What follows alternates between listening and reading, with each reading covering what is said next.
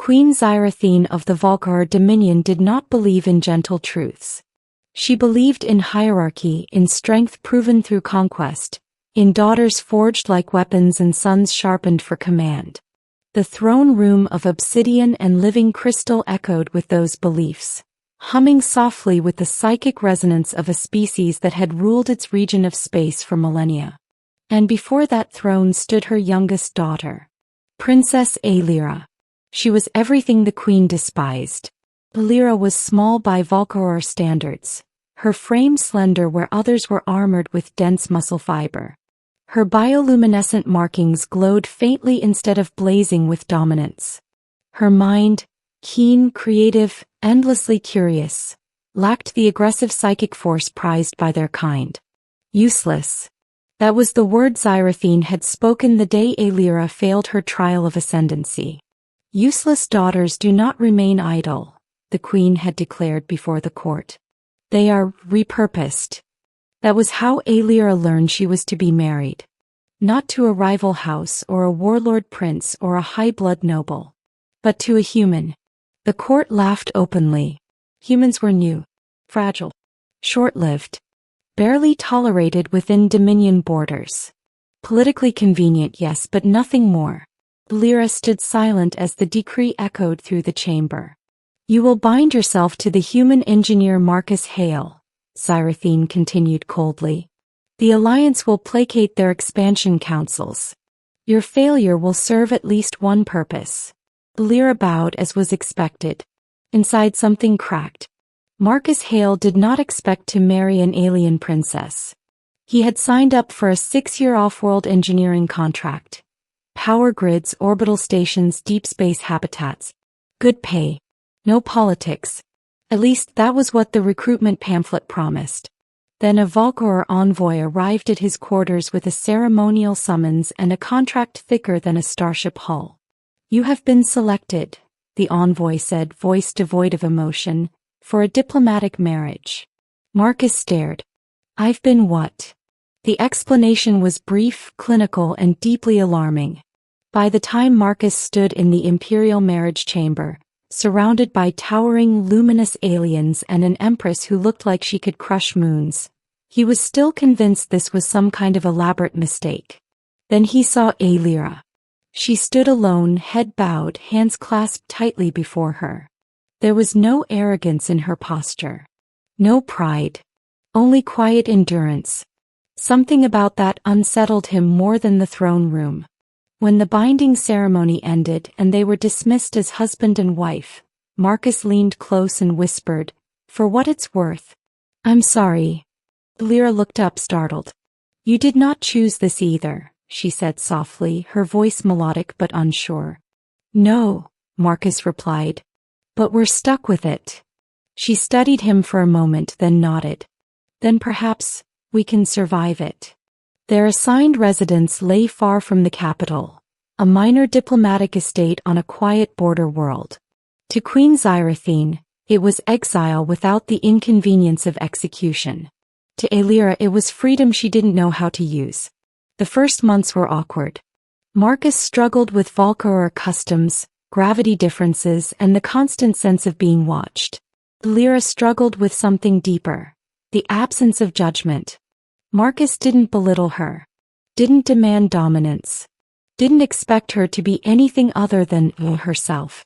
He asked her opinions, listened when she spoke, invited her to help him design improvements to the station's failing infrastructure. "You see patterns I don't," he said once, gesturing to a holomap she had reorganized. "This actually works better." No one had ever said that to her before. Slowly, cautiously, Aelira began to change, not into what her mother wanted but into who she had always been. She studied engineering alongside Marcus, applying her species' deep spatial intuition to human technology. She helped negotiate trade disputes using empathy rather than intimidation. When border systems suffered power failures, she coordinated relief efforts with precision and compassion. People noticed. Years passed. The useless princess became something else entirely. The crisis came without warning. A spatial fracture tore open near the Dominion's outer colonies, destabilizing trade routes and threatening inhabited systems. Dominion warfleets mobilized as they always did, but weapons were useless against a collapsing section of spacetime. Panic spread. Queen Xyrathene summoned her council, fury blazing. "Find a solution," she commanded.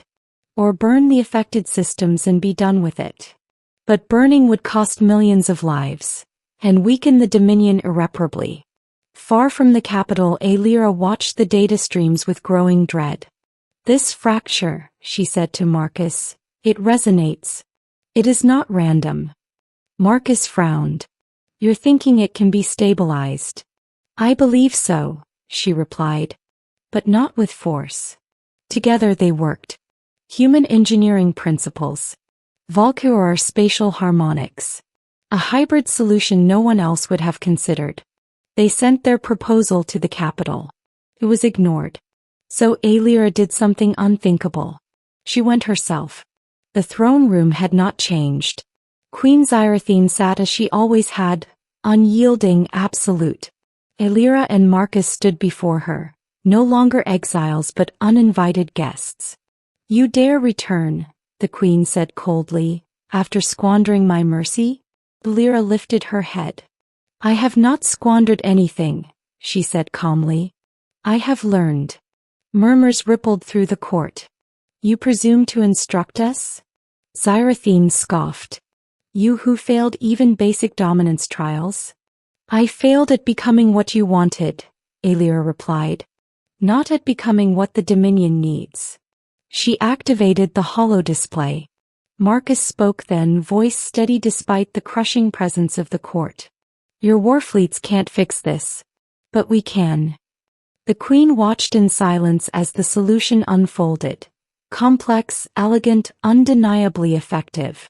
"And if this fails?" Xyrathene demanded. Aelira met her gaze without flinching. "Then I will accept responsibility." That alone shocked the court.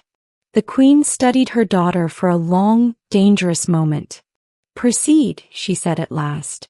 "And pray you are not wrong." They were not wrong.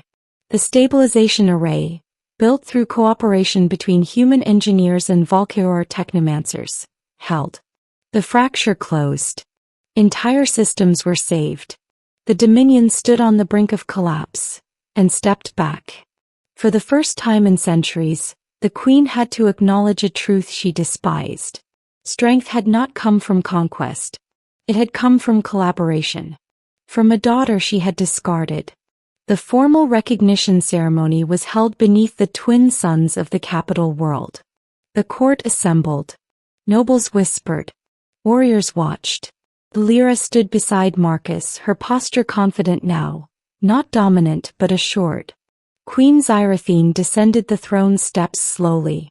When she reached them, she did something no one had ever seen her do. She bowed. Not deeply, but unmistakably.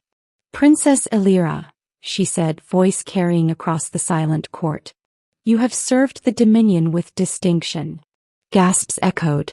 "And you," she added, turning to Marcus, "have proven that worth is not measured by origin." He straightened. "The Dominion owes you both a debt." Aelira felt something she had never felt before. Not triumph. Not vengeance. Closure. Later, as the suns dipped low and the ceremony dispersed, Marcus leaned toward her. "Your mother just bowed to us," he whispered. "You okay?" Aelira smiled softly, bioluminescence glowing brighter than ever. "Yes," she said. "Because she finally saw me. And us."